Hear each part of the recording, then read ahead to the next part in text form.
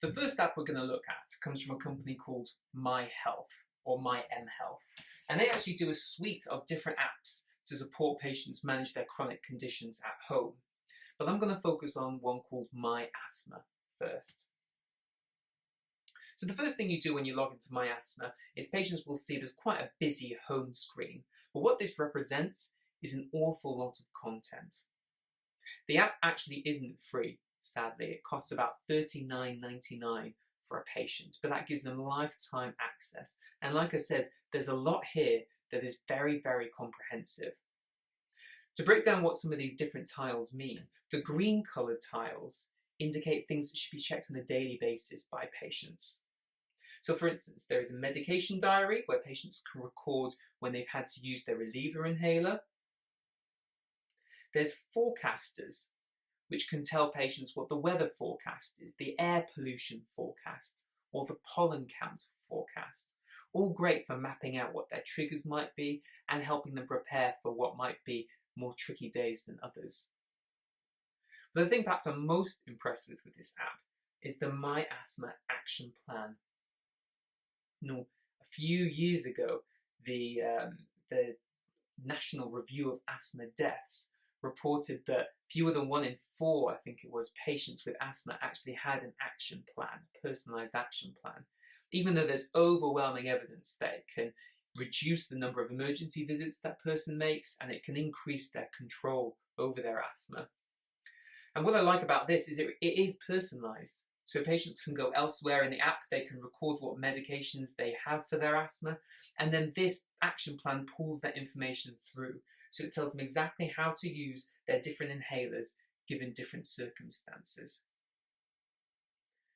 Prior to using apps, my main go-to for asthma action plans was the Asthma UK one, which you download as a PDF. Obviously that has challenges. People don't always have their written, printed action plan to hand, whereas this they'd have it on their phone. But there were a few other gaps as well. Unfortunately, with the myAsthma action plan, it doesn't pull through peak flow data as in terms of triggering when an escalation is needed by a patient. It also doesn't give advice on how patients should increase the dose of their steroid preventer inhaler. And although there's a really handy tile for helping patients having an asthma attack, a specific asthma attack tile, this tile tells patients to call 999 if their reliever inhaler isn't effective.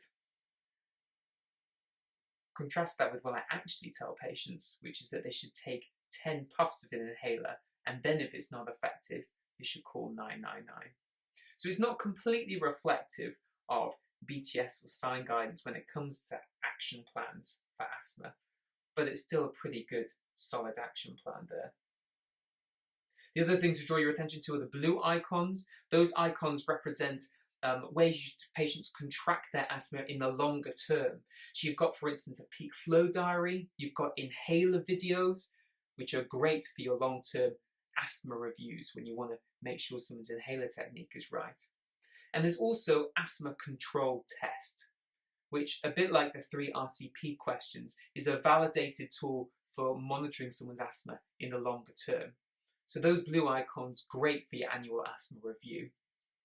You've got your red icons, which are just for the patient to upload details about themselves and their medical history.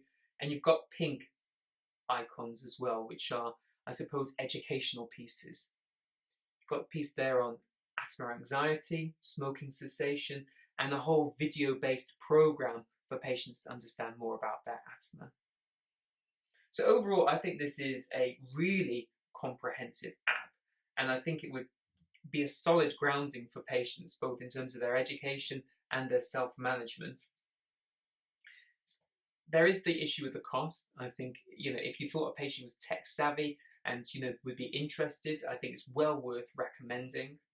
The other thing is that it has been validated through having a CE mark and through clinical trials. So there is some robustness there that means you can trust it.